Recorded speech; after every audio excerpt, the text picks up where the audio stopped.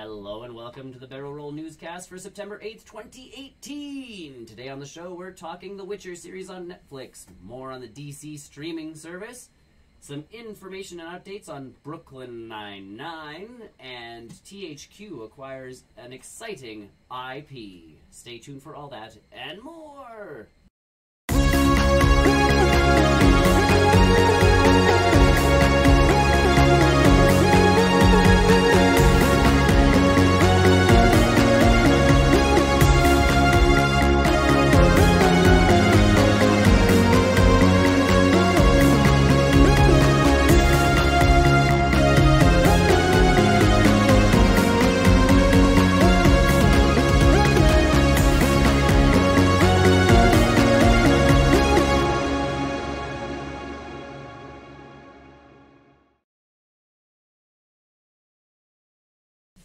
Hi everybody and welcome to the Barrel Roll Newscast. I'm Nick. I'm Chris. And we're here to talk about news in games and movies for the last week.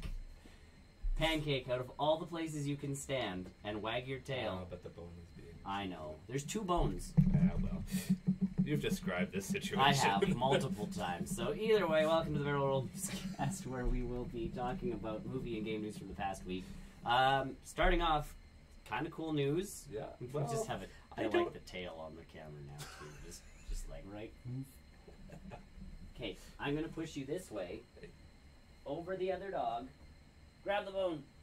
I don't know if it's. I think it fits. Exciting. I don't know. It'll be interesting to see either way. So Netflix acquired the rights to do the Witcher series. Yes. And they have now cast Geralt. Yeah. Henry Cavill, Superman. I don't know how I feel about it because I know he's a nerd. He gets very excited about this kind of He does that type of stuff. Like he was very excited to be cast as this role. And I know he said a long time ago that I want to play this character. Yeah. I don't know. He doesn't. Well, I guess he could do brooding because we've seen super brooding. But I don't know. He just feels too big. He almost has to slim down. And he might. I know that's a kind of weird thing for him, but he just slimmed down because. But if you think is very, he's more slender than he is. Agile, toned, I guess. But if you think about it, when they're on the movie sets for like Superman, they make sure he's eating nothing but chicken and doing this whenever he's not filming to make sure that he's got that Superman bod.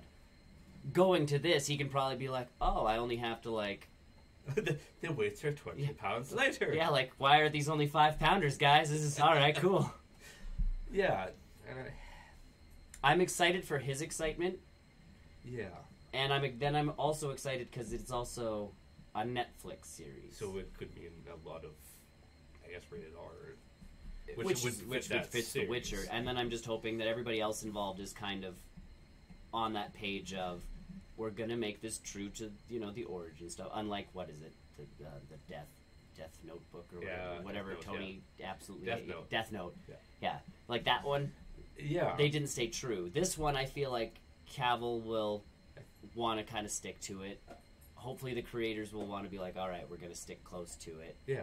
If that's the case, it's gonna be awesome. And if he's excited, I would assume that he's played the game, so he could give some background knowledge and.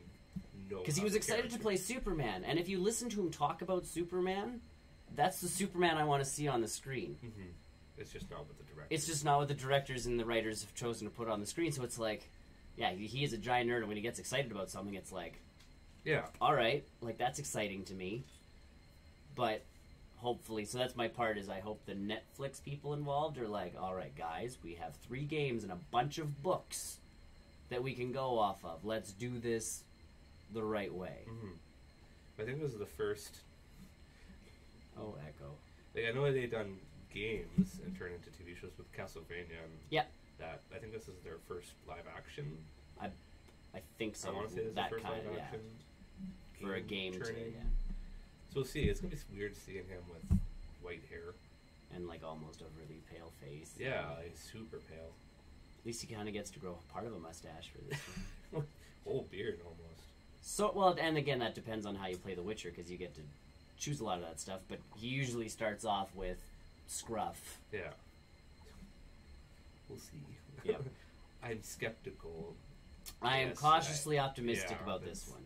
I don't know. Because, like I say, when I hear him talk about Superman, that's the Superman I want to see on the screen. Because he does. He knows the comics. Like, he knows the essence of Superman. And then when you see the Joss Whedon parts of Batman v Superman, oh yeah, it's like, see, he can do it. He's got, he has the cheekbones for the cheeky little smile while he says something like, all American and corny. Like, it's there.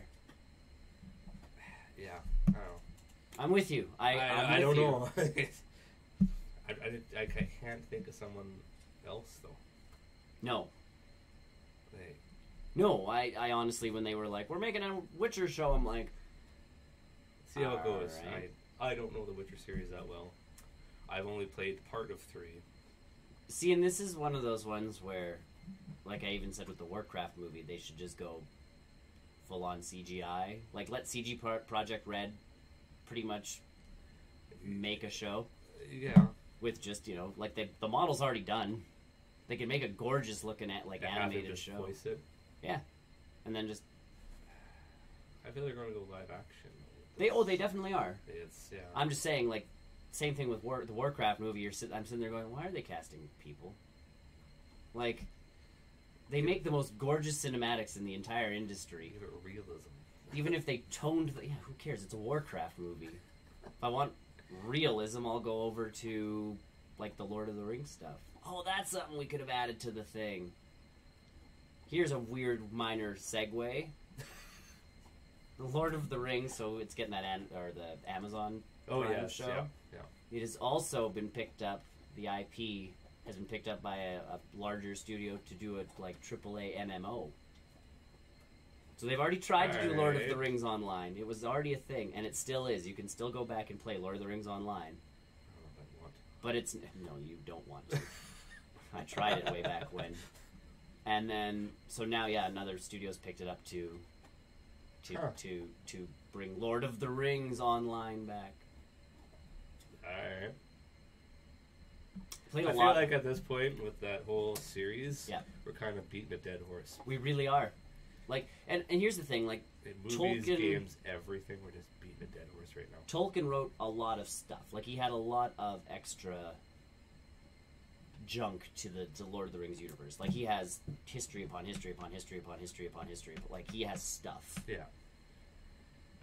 But it's not like, a Warcraft universe or a made-up universe where you can, add to it and be like, this totally happened. No, not really. Like, you can't do that to Lord of the Rings, because it's kind of set. I mean, the only thing I don't know if they even touched on was when Sauron was around physically and have that war. And maybe that's where the Amazon series is going. I don't know where all this stuff's going, but either way, there's a new MMO coming out because we need another one. That one, totally. Elder Scrolls. Wow. My biggest problem with most of them, like WoW, has always kept me engaged. And I mean, I'm a Warcraft fan, so I think that obviously helps. Yeah. But their game has progressively kept growing and changing, and they're trying to make, and I mean... I feel they're running out of story. They are. There's only so much you can do.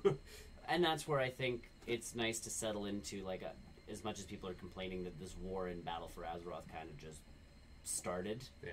It kind of needed to, because that's really where does Warcraft thrive when the Horde and the Alliance are fighting, and that's our shtick. Yeah, the big bad that united them in the first place is gone. Yeah. So it's kind of like, well, now what are we going to do? It's pretty much a bunch of warmongering people who are now bored. Yeah. And it's like, what are we going to do? Fight. Pretty much. Why would we fight? We got nothing better to do, and that's what we pretty much know how to do. Yeah. We've pretty much bred warrior upon warrior upon warrior because we've been fighting demons for the last 20 years. So... let's do it. Let's just fight. Let's just figure this out, guys. And after in Lord of the Rings, after Sauron, you can't keep bringing him back. No. Now, I mean, there can be other evils in the world, and I think that's what I like. But there would be nothing strong about, like, he seemed almost like the big guy that united everyone. He was. All the darkness. there's no one that would be that big.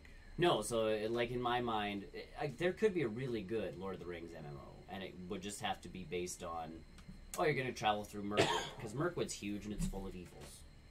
Yeah. Like, that's the thing, is that's where the quests live, is... But there is no really big bad, but you need that in an MMO, you need that in a video game. Like, yeah. What am I leveling towards? What am I working my way up to? At some point, there has to be a thing. Because even, like, Spider-Man just came out. There is no big thing yet. And I feel like I'm fairly far in. We'd never know. But that's the shtick, and I'm okay knowing that. So I feel like a Lord of the Rings game could totally play that, where it's just like, oh, we're going on an adventure, like, to find dwarven treasure, and we run into all this stuff in the way, and then all of a sudden, dragon. Yeah. You know, it could be a really cool experience. It's just that in the MMO stratosphere, you now have to do something different than everybody else, and that's where everybody fails. Yeah. Because WoW's like, we've done that. And everybody's like, and they've done it better. And like, that's always the shtick. Pretty much, yeah. And I know the subscribership, if you look at it, has fallen by the wayside. But that was expected. You gotta expect that. It's 14 years old. Yeah. And it's still got like 5 million people playing that game. So when we say it's petered off, oh no, only 5 million people are playing. So, but yeah, like usually it's like, oh well, Blizzard's done that and they've done it better. Yeah. And it's like, oh, okay, Blizzard, you know, do your thing. Yeah. So I like Lord, like I love The Hobbit. I don't know. The Hobbit is my favorite book, and I think it is because there's Smaug, as a bad guy, but he's not really like this overlooming presence of the entire book. Like, no, you know, Smaug sent goblins after them, and Smaug did this. They're just like, we're working our way to this mountain, and we keep running into all sorts of problems. And if literally that's an MMO, if they can make that work into an MMO, I would be positively, absolutely happy. I don't know. But that world has to be. They have to try and massive. expand upon it. And yes, it pretty much has to be like, you know, you're not going to be like, I pick being a hobbit, and then you're like, I'm going to go fight an evil, like, demon magic wizard person, because that's not what hobbits do. Like, no, not at all. They want to live in the Shire. Yeah, they don't want, like, unless you are one of Bilbo's many something like you are human or elf or dwarf. But even the elves don't want to, like Lord of the Rings is the elves is for everybody's a bunch of like, whoa, this is our forest. You stay out, we'll stay in. Everybody just, you know, get away. Yeah, same with the dwarves though. Like the Lord of the Rings series is really full of a bunch of people who don't want to deal with anybody else. They're in their own race. They're good. They're in their town. They're in their Like even in The Hobbit, there's Lake Town and then the elves, and it's like the elves will send wine down, and the humans will like send fish back, and that is pretty much like the only dealings. It's like, okay, we have a mutual agreement that you will send us booze and we will send you food. We're good. Like, we don't need to see you. We don't need to talk. Like, this is it. We're good. Fair. Yeah, totally fair. So I'm intrigued to see where that goes, because they're saying it's a bigger publisher that's making it, not just one of those companies 8,000 years ago that was like, how much does this cost and can we make it into a game? Because I think it was Forgotten Realms tried to do an MMO too that I played for a bit. Did they? Yeah. Like everybody tried. Because I remember before World of Warcraft came out, I was jumping into like any 7-day trial for MMOs that I could, because I'm like, must, you know, prepare my body for when WoW comes out. Should do a StarCraft MMO. Something like that, you could. Space is huge. That'll just be the next Warcraft expansion. World of Warcraft, StarCraft. You could be a Zerg. Yeah.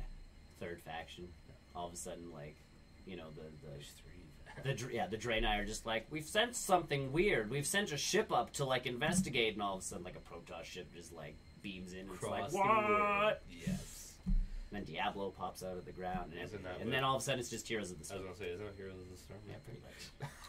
But in an MMO fashion. Okay, moving on. We've talked about the DC streaming service. So they're doing their own original content and all sorts of stuff. It's only going to appear on their streaming service. Comics. And then, shows, there's backlogs of comics, all sorts of stuff. We know Tony complained because it was only in the States. Yeah. They are working on now bringing it to Canada. Is it the same company or is it different? It's still DC. It's still those guys working on it. Yeah. Obviously, I think it's more of a they have to deal with our CRTC, so like communications and telecom people, because they're very strict about what you can show and what belongs to who and who belongs to what and all of that stuff. So they're just being very. I think it's more of a jumping through hoops to make sure they can actually stream here. Disney's going to have to do the exact same thing when their streaming service finally hits. Disney hasn't announced anything specific for a specific country. No. They're just like... That's where DC kind of... Yeah, it's coming to the U.S. Well, because they knew they could push that out because they know where the rights are. In Canada, it starts getting a little fishy because... And then overseas. And then it gets even crazier as you head overseas. It's nice to hear, though, that's finally... That at least they're working on it. Because really, that Titans trailer has kind of got me semi-intrigued. And if they drop it all at once, I can pay $10, watch the entire series, and unsubscribe. I wouldn't mind actually reading the comics. And that's the other piece. That's where I feel the hook's going to be is, like Netflix, people sign on for one show, and then you're like, oh, this show's on there too. Like, I'll just, sure. Yeah. That's how the streaming services try to get you. I think that's DC's big hook is like, okay, here's one big show, plus a bunch of our animated stuff, which you guys know is super stellar. Yep. And then it's like, hey, once you're done watching all of that, on your tablet or whatever you're on, have some comic books too to read, like catch up on, what's Batman been up to. Yeah, I'd be interested to know which comics they have. And that one, and that's older stuff, and that's where it's semi-new. You know what? I think if it's a year back or 6 months back. Well, it depends. If they're doing all their movies and everything, they can go anywhere in their comic line. And they could. They still want to sell new comics, though. So that's where Marvel, like even with their online subscription service for just comics, no movies, no shows, it's 6 months back, and then you'll start getting comics. So as soon as a new series comes out, and then 6 months later you'll get that series. For me, that's cool because I don't need to be up to date on all of that stuff. No. If there's a big event coming, I'll just read the spoilers online, and I'm like, oh, so that's what Norman Osborn's up to. Cool. Surprise. Mm-hmm. He's evil. Plotting in the background. Well, for the 800 issue, they made a big deal about Norman Osborn and Carnage. Are they crossing over? He found the symbiote. And he's becoming the Red Goblin. Ooh, that's not bad actually. Yeah. So I don't know. So I'm like, 6 months. He's already a psycho just without. And that was pretty much the shtick. Was he became like absolutely insane because both of them are nuts. So like I say, so 6 months from now, I'll resubscribe to the Marvel thing and be like, well, Spidey man, good job, buddy. You saved the day again. For the 800th time in this one series. All team ups. Yeah. So either way, DC streaming coming to Canada, that's excitement. Yeah.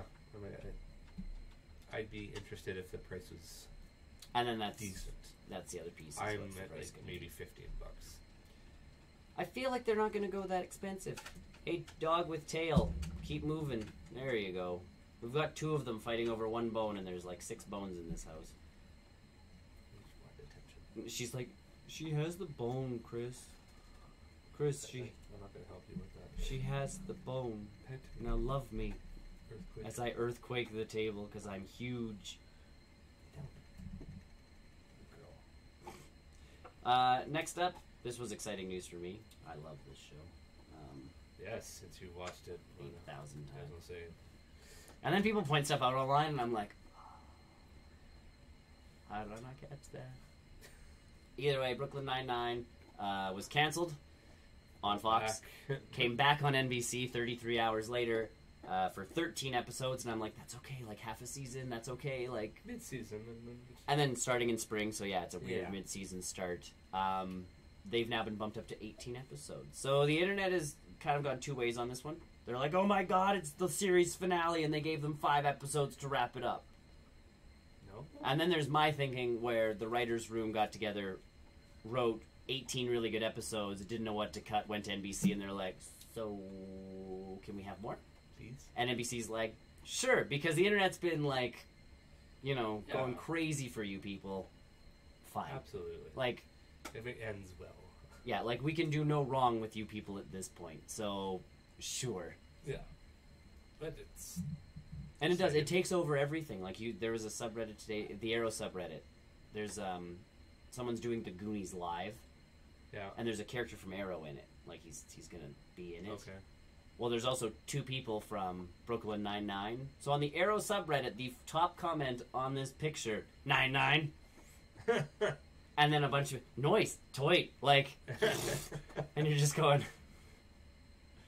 And someone's like, I thought I was on the wrong subreddit first, because as soon as I clicked on the picture, that's what I saw first. Like, I didn't notice the guy in the bottom corner who's like a somewhat reoccurring character on Arrow. I noticed, you know, these 2.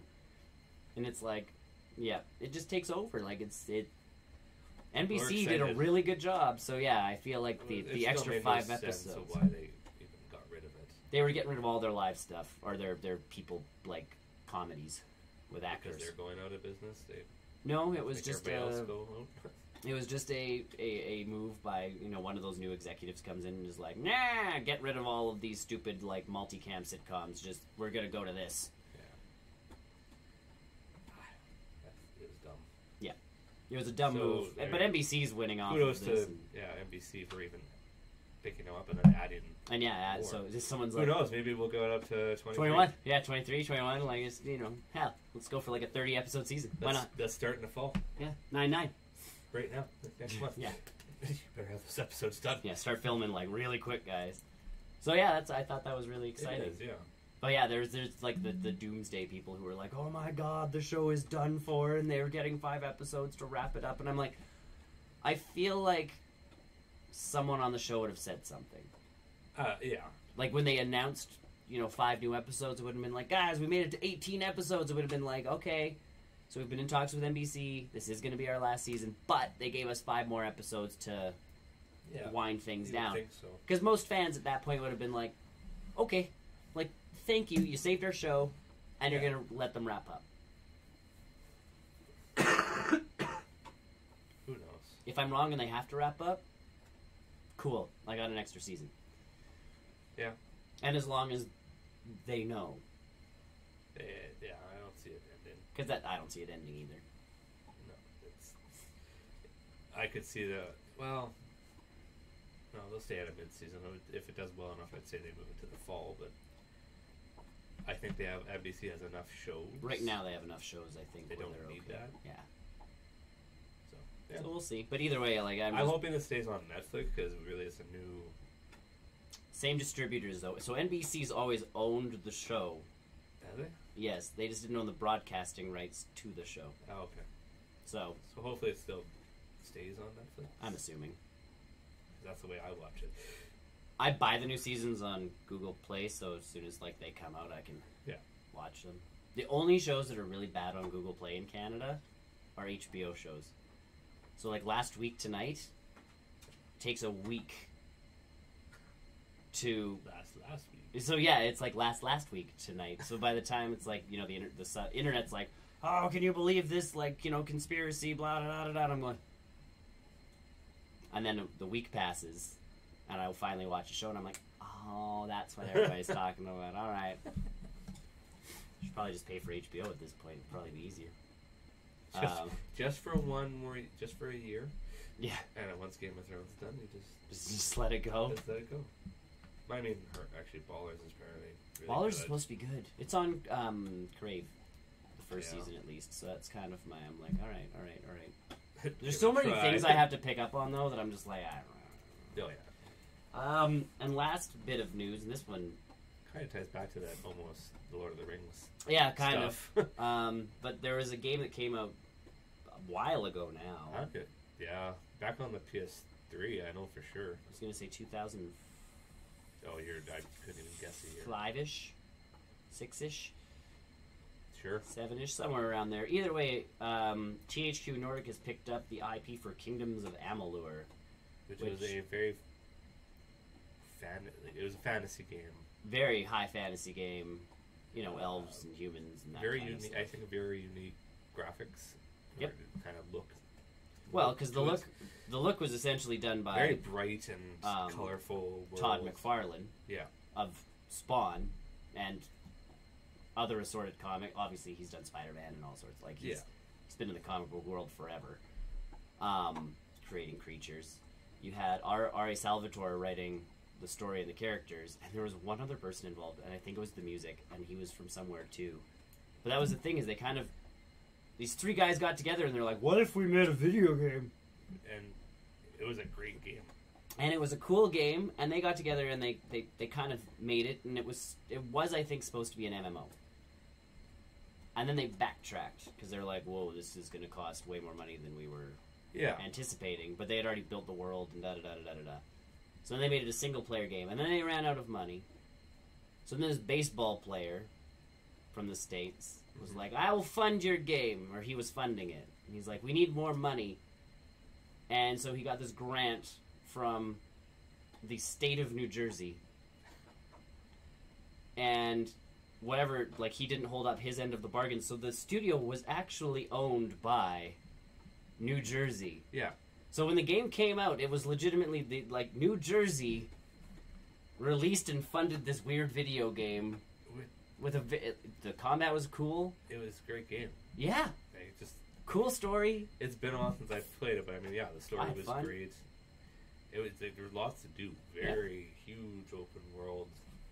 Cool combat, like different kinds of weapons that all did different combo type things. Customization was amazing. But so it's like, this game was insane, and it was brought to you by the state of New Jersey. Yeah.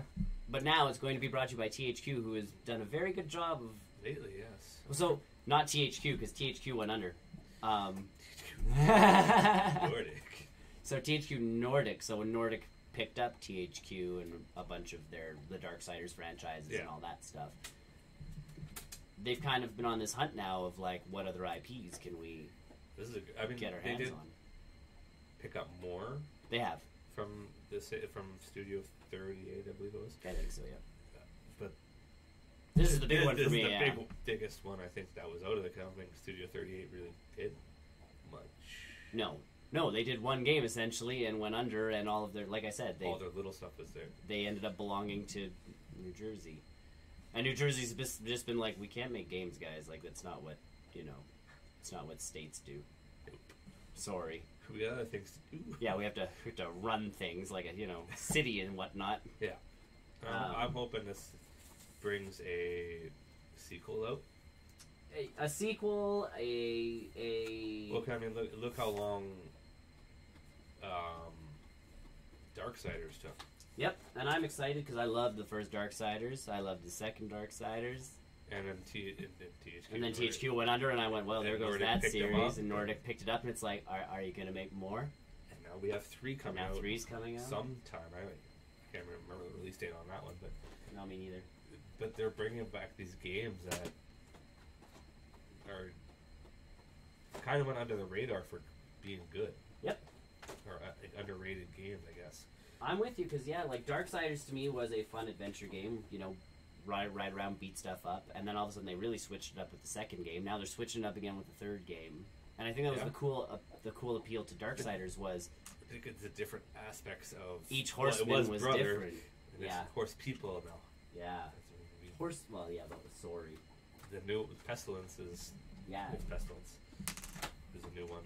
I think it's a female character. Yeah. I'm excited for it. I know it's probably gonna be there. I know probably. Yeah, I can see. Isn't that the reckoning? Yep, that's the one. Yep.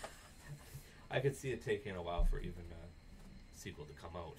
Me too, but the fact that they've purchased it, and I could see a whole rebranding. Yep.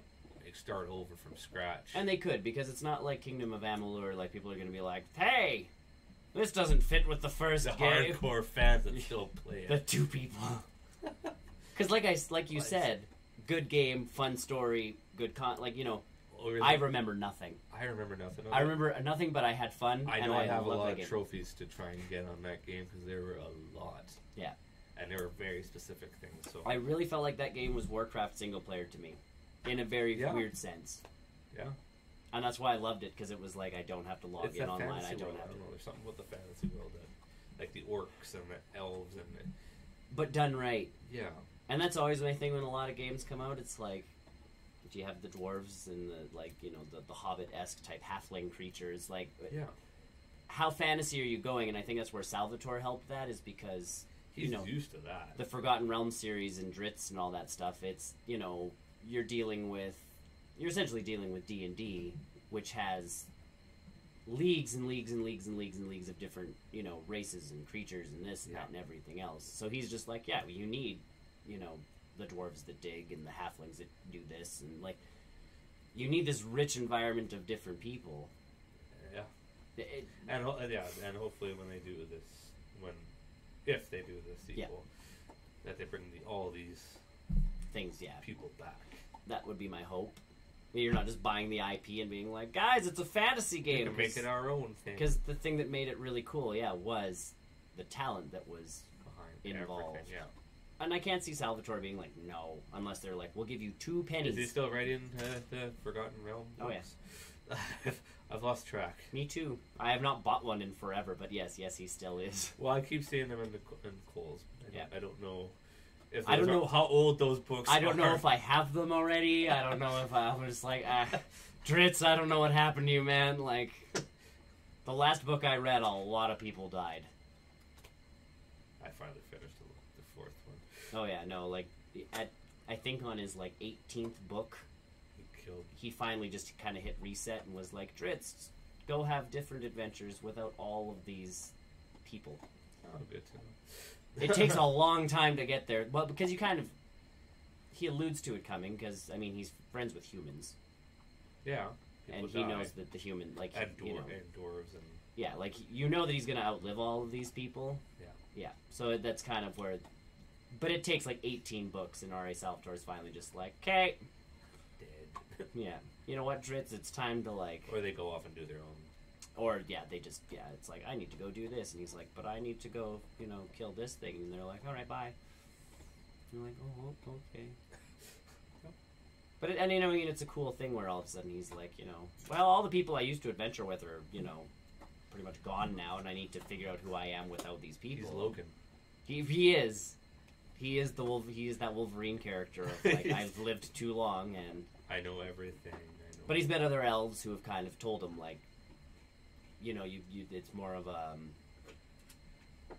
think about it as a second life as opposed to, like, you kind of have to rebirth yourself in a way. Mm-hmm.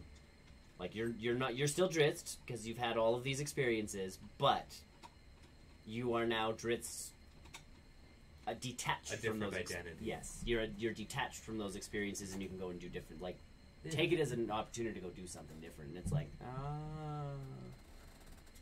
So, and I think I read that book and I was done. But there's 30-some books in that series, and it's just like, all right, good to know. This is my bookshelf, you know. The Dritz shelf just under the Dritz shelf is just like bowing. Okay, so maybe they can't get Salvatore then. I think they could. Like it. I honestly think he writes those like a D&D campaign.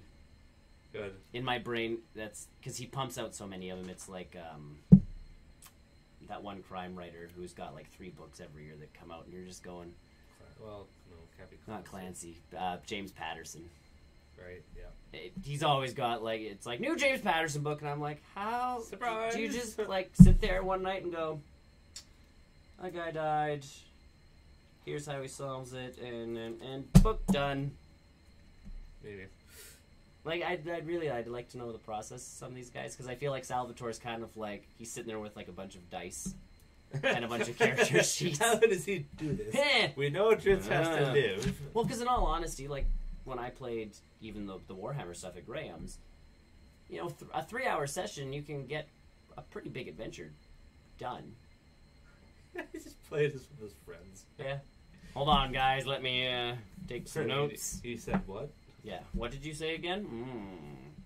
Because I know that's actually, if you read his stuff about the clerical quintet, like his first books, he wanted a cleric fighter kind of class in D&D, and they wouldn't let him do it, so he wrote it as the book, and he's like, nah, take that! Because essentially that's what he was like, I was playing D&D, and they could, like, you can't make this character, so I made him in a book, and it's like... Whatever works for him. Cool. Yeah. Neat. So I think, honestly, I feel like he can probably bang one of those books out. At least the draft. And then good, do the game. And then, and at least start doing parts of the game. So, we'll see. Hey, dog. They use our table as a cave. Either way, that's the news. There wasn't a lot this week. Like you said before we started, like everything online is Spider-Man heavy right now. Yeah. Here's where everything is. And useless Spider-Man heavy. Here's the guides. Yeah. Already. I know. Let me experience the game before you give me a guide. Well, and that's even someone posted a picture online, and I'm like, can we stop with all of these? Like, I would like to go, oh, this is in the game on my own. This is in the game on my own. You know, as opposed to, like, one of the top comments on Reddit was, like, Spider-Man against a specific tower. And I'm like, oh, neat. Didn't know that's in this game. The best picture that someone posted was, because there's there's a photo mode, is there's guys playing basketball you can find somewhere. Yeah. They kept watching the ball and jumping. Mm-hmm. And then finally, like, got the camera mode up, so it looks like Spidey's taking a selfie while he's dunking the ball. Like, they're like, spent my first hour of the game just taking pictures. Like, well, yeah, and I know that I saw an article where the Avengers could be in this game. All of them can be. So, we'll talk about it. You know what? We'll talk about it in the post-credits show. Yeah. How does that sound for a segue? So join us in about 5 minutes while we recombobulate all the buttons and change all the titles and do all that stuff. For the post-credit show, where we talk about games we've played, movies we've watched, and other assorted nerd stuff we have done for the past week. Yes. Cool. We'll see you then, everybody. Like this video on all the things, subscribe, all that lovely stuff. I think my buttons are still... Not working. Yeah, they're still broken. The buttons are broken. I can't make things happen. Either way, I can make one thing happen. Bye, everybody. Bye.